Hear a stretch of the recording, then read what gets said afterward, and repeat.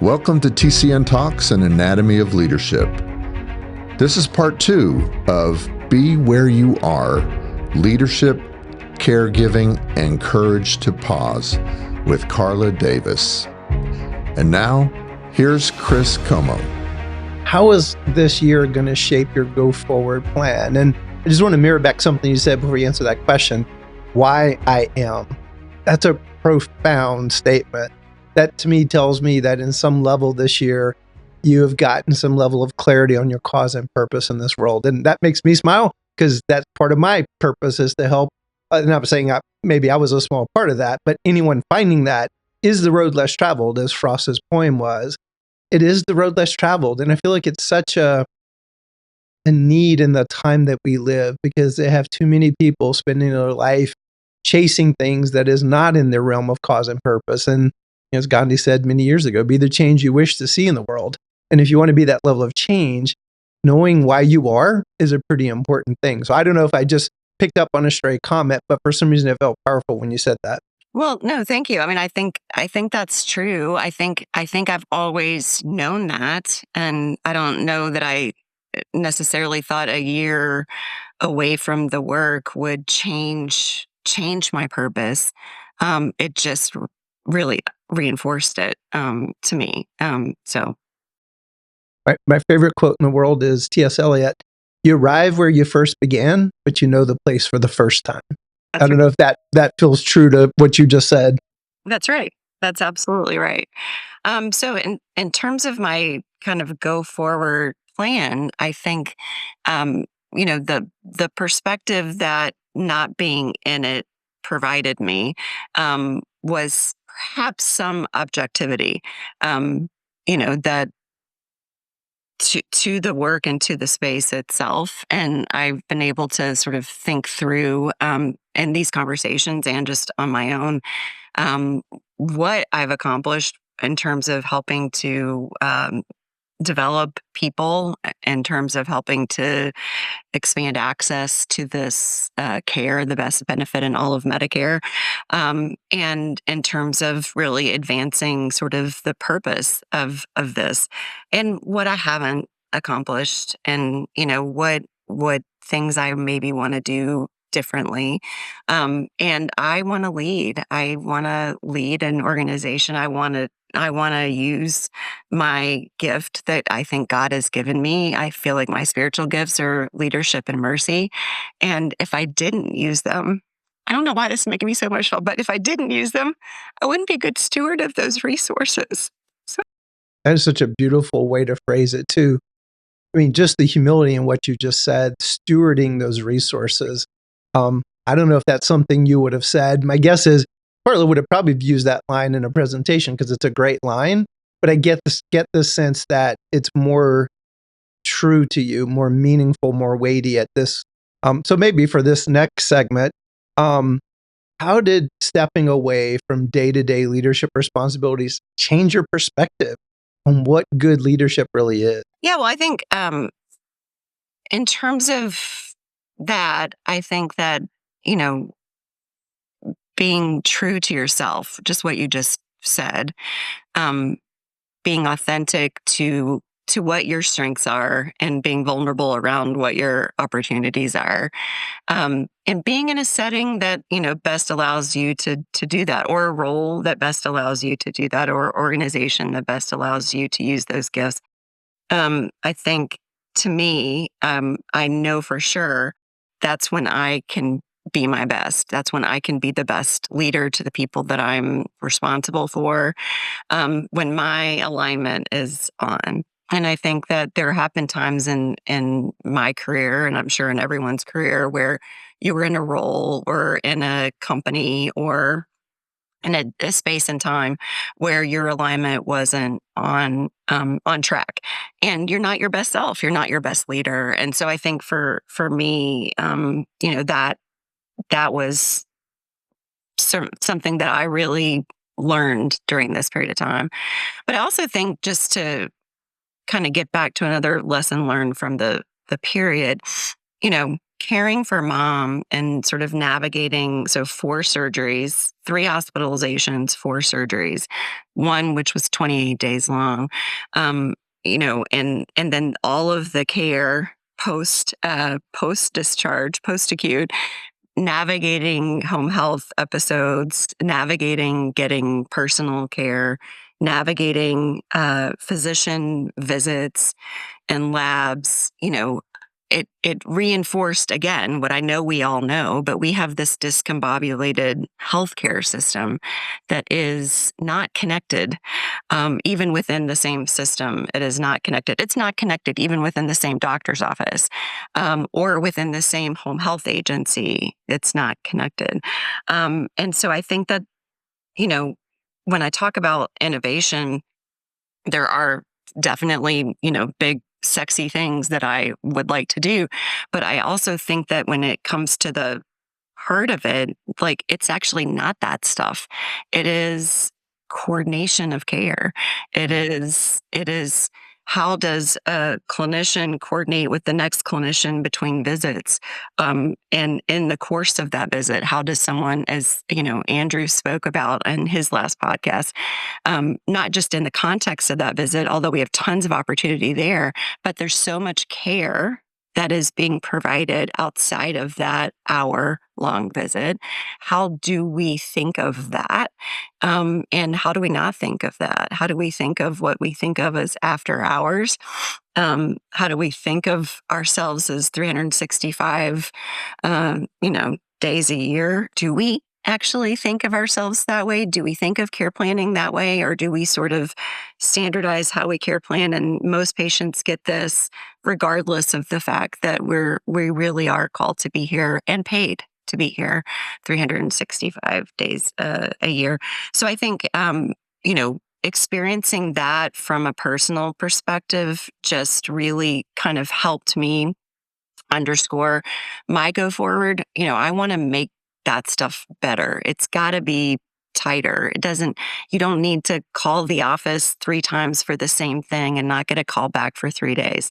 Like, that experience of our care shapes how people get it in the future, shapes who gets it in the future. And I think we have a chance, and again, with our work, we only have one chance to do it right. I think we can get better and better and better at that. I'm so glad you said that. Thank you for bringing us back to that podcast that Andrew did, because he is so brilliant. That was probably the hardest podcast interview I've ever done, because he's so brilliant.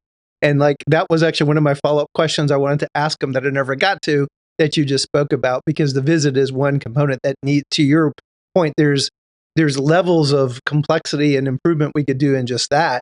But then stepping back and how the IDG interacts with one another and the care planning. Just thank you for calling all that out.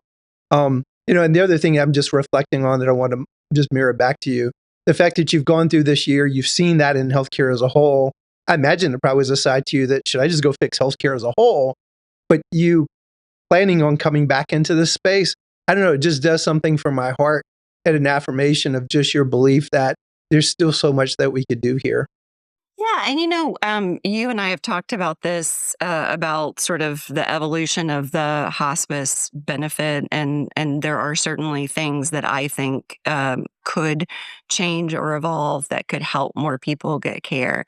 But it's a pretty amazing benefit as it was designed by my mentors and your mentors, over 40 years ago. And there is so much that we can do within the structure of the current benefit, today. And I think that, let's do what we can do today to do better and to do more.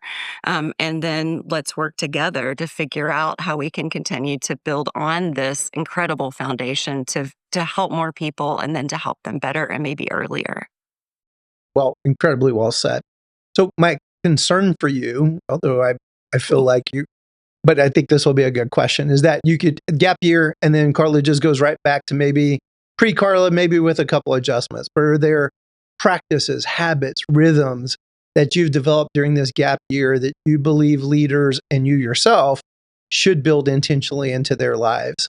Well, I think you kind of nailed it earlier with the conversation about the sabbatical and the Sabbath, and figuring out, I think, the right balance between being intentional with your schedule, which I think I've sometimes moved into reactionary and not as much intention. And I think figuring out that balance with the balance of sort of making sure that you also have time to breathe and to think and to read and to reflect, and to just be, so that each informs each other. I think, I've still got to do some thinking in terms of how do I schedule all that, and I think you do a great job of scheduling all of that. But sometimes it isn't even the scheduling of it; it's identifying it in the moment and allowing yourself to change pace. Um, and so I definitely want to do that going forward. But I also think that part of what I learned, in addition to sort of the fact that this is my calling and I want to do this work, is that God made me who I am. And I am a highly productive, highly energetic, frenetic person. And I can lean on that, and be proud of that. I'm so glad you said it. And I'm going to mirror something back in you, push back if you think I've mischaracterized this. Part of what you're talking about is there are some innate gifts that you have, our listeners have, but sometimes when you go through a transformative experience, they get redeemed at a different level. Like sometimes we think, well, that bad thing of me, you throw the baby out with the bathwater, but maybe there's a better version of it on the other side, what I would call a redeemed version. So like, the future Carla may not be sitting on the beach drinking a little umbrella that because I think we think that, oh, well, that bad thing, maybe there's a better version of someone who could really get a lot of, what done, Right. but the right things done, and maybe done with more joy and more impact on the people around them, and not just like I have that horrible thing. I don't know if it's exactly like yours, but I could get a lot of what done. And sometimes I will just grunt through it and the people around me are negatively impacted. There's a way to get things done that's probably more efficacious for everybody involved, including being more gracious and kind to myself. Does that feel true to what you're learning? Yeah, I think on both sides of it, the redemption. So I think, I'm proud of who I am and what my DNA is and how much I can get accomplished, and but I also don't want to have that experience where my mom feels like she has to slam in 2 hours worth of conversation into 2 minutes because I'm going to jump on a call. So I've got to figure out, that exact balance. So I think that's very true. Yeah, it's interesting. I'm reflecting on that because I know my mom would say the same thing about me as well. Um, and there are 24 hours in a day. That's that's the great level of all of us. And it's not necessarily he who gets the most task or she who gets the most task in the day wins. Maybe it's the most impact around you. So it's using that time. And you said something, I don't know if you meant it intentionally, but I felt like you were alluding to almost a rhythm throughout the day. Like there might be a time to turn it up and a time to turn it down, almost like that oscillation, which world-class athletes, those who perform at the highest levels, we had a guest on, he went and studied at the Human Performance Institute in Orlando, and he's bringing that into the workplace. That, if you look at a Michael Jordan or someone like that, you just think, man, they're dunking the basketball every second. There's an oscillation. They know when to bring it up and when to bring it down, when to bring it up, when to bring it down. And maybe that's kind of what you're alluding to, that maybe this kind of, new amazing level of performance, figuring out how to do that oscillation throughout the day. Well, and I think it's not just throughout the day. It's what you said. It's throughout the day, throughout the week, throughout the month, throughout your life. So you have to figure out sort of what that pattern needs to be, and how long each phase needs to oscillate. That's so cool. And I'm just thinking, as you're saying that, that's why we have weeks, we have months, we have seasons, all of that wisdom of nature kind of all around us, which quite often I'll bring some of those into my leadership lessons. Well, maybe what we're just poking on is what you would say to some of this, but I bet you'd add more. If you could bring, I hate to say one, let's say 1, 2, or 3 transformative lessons from your gap year, but back into the workplace to help teams thrive, especially in a caring profession like hospice, what would it be? I'm going to actually keep it simple. It's just be present. What does that mean? I think be where you are, be Mm, who you are, be yourself. Um, don't be thinking about the thing you didn't do right before or the thing you've got to do after. Just be present with the people that you're with. So, are you a Nick Saban fan? You know Coach Saban? well, I do. Yes. Yes, I am a Nick Saban fan. I'm a huge Nick Saban I'm fan. not an Alabama fan. Just to, You and me both. So we're 100%. Because people go, why you like Nick Saban so much? I'm like, I don't like Alabama. I'm an LSU guy. Yeah. But when you see world-class performance and excellence, that is actually one of the quotes that I've kept in front of me this year is be where your feet are. Because it's so flipping hard though, Carla, because we got teams going off, we got emails going off, I got a meeting where I'm supposed to be, got a crisis burning somewhere. How does one be where they are when you've got all these kind of sensory things coming at you? I think back to a CNA I had at my first job. So I was probably 24 and I'm an administrator. Like, I don't even know how I ended up in this place, 24 or 25 in Greenville, South Carolina. Emily Gomez, and she's no longer actually with us. And I had a list. I was working down my list. She came in. She asked for some time. She was needing something, and so I just sat down with her and we talked. And she said, "I'm so sorry to interrupt your work." And I said, "You are my work." And I think, like, even then, how much that meant to her. Like, she talked to me about that for 20 years afterwards. That one little moment. If I could just remember that, like, Yeah. that's the heart of it. It's so funny you say that. I actually put this in my book, and I was self-revelatory about it. I have staff still that come to me this day. We had a complaint survey in our inpatient unit. They'd been already having, it was a horrible year for that unit. Some of that was outside of their control. Some of it we should have improved. And so I just walked over because I literally could almost feel the negative energy from the building. Walked over. I still could picture it like in frame by frame. I walked through the front door. Every nurse at this station just looked at me. And it's like it was a moment of truth. And I just looked at them and said, "You guys got this." And that to this day, there was like that moment was so profound. And it was like, really? Because I feel like all this pressure, like, please, Chris, solve this for us.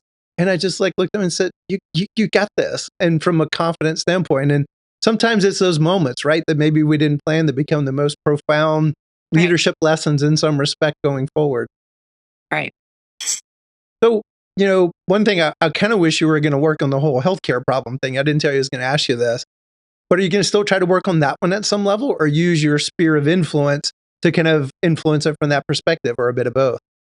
Yeah, I mean, I still want to be a part of conversations at the national level on all of healthcare. But I think if we can start to get end of life care right and more right and more right and earlier, um, and make that great, it can be an example for how all of our healthcare system can work. So I hope to do both from my perspective on the world. But I do think that sometimes if you take on too much, nothing gets accomplished. And I wanna be great at this. I want us to be great at this. I want to transform end of life care in whatever communities I'm fortunate enough to get to help serve. You probably heard me, and I think I misquoted the author. I went back and looked. It was Arnold Toynbee, Toynbee, Bee. He went and studied all the civilizations of human history, and he said this is the number one indicator on whether they survive. It's what did they do for the old and infirm that couldn't do for themselves. And that I would just mirror, and I have a feeling you're going to use that quote again. And so you think about, as a country, we ain't doing so good. We can't talk to each other, blah, blah, blah, all of our issues. And so maybe by focusing on this beautiful sphere of influence, it may have repercussions we wouldn't even know. Yeah. And I didn't say this earlier, but I have chosen to partner with Cressy and Company because their whole mission is to improve healthcare in America, and they have such a long history of innovating to be able to do that. And I'm excited to do my little part. Carla, final thought, but you take the microphone as long as you want. Final thoughts. No, I mean, I think that you and I both are blessed to get to continue this work that, our mentors sort of laid the foundation for. And I'm grateful to get to do it with you. I'm glad you said that. I've used the quote many times that we have stood upon the shoulders of giants, because one of the matriarch of the hospice that I was a longtime CEO, 4 Seasons, she told me that quote. And I almost felt like she was giving me a mantle when she said that. Like, we were the ones that kind of created that 4 Seasons Hospice was born in her living room over soup and sandwiches. And 4 Seasons is a beautiful organization doing great work in Western North Carolina today. But this is kind of our crucible time. What will they say about us? I don't know if you know this, Carla. I have a son now working in hospice, which does my heart well. I mean, our kids grew up in the volunteer events and the children's bereavement camps and the Tree of Lights and all that. And to see one of them choosing, at least right now, although he also sees a lot of the challenges as well. And that next generation, will they look at us and go, man, you the guys that really didn't at that crucible moment, what did you do with that? Do you feel that same weight, or am I overstating where we're at right now? No, I think we are. And I think that, you're not really a leader until you've developed leaders who've developed leaders who've developed leaders. And so I think that's the role that I can play, is to help continue building leaders like your son, to take care of us. That's so good. Any other final thoughts before we let you go? Thank you for doing this. And I know you were a little reluctant because this was very personable to you. But there were so many pearls. So thank you for doing it, first off, from me to you. I think when you're going to go back, there's going to be some really cool lessons that who knows how they just kind of came out of you. And so I hope it's a gift back to you. Well, thank you for making me do it. All right. Well, I can't wait to see what you do as you go forward. We're to our listeners, we thank you. We want to make sure you pay this show forward to your friends, your coworkers. Make sure you hit that subscribe button. And at the end of each episode, we always do a brain bookmark. It's usually a quote and a visual. We're going for a thought product, like a brain tattoo. So it literally sticks in your brain. Again, make sure you subscribe. We're going to make sure in the show notes we include the things that we talk about. And if Carla's okay, we're going to actually include her email address as well. So thanks for listening to today's show. And here's our brain bookmark to close it. Time fills itself. Choose what you will fill it with. By Carla Davis.